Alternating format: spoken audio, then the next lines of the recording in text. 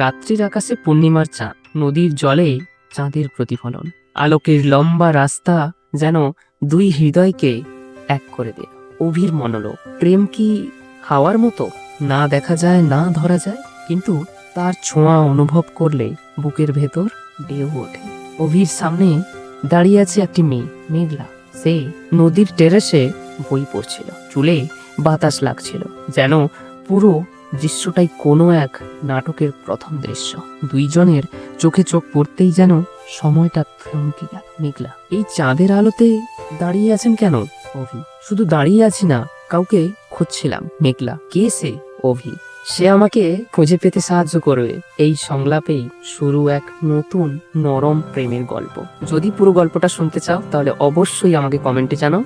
আমি ডিটেলসে এই গল্পটি তোমাদের সামনে অবশ্যই আনবো, এবং তার জন্য আমাকে সাবস্ক্রাইব এবং লাইক কমেন্ট করতেই হবে।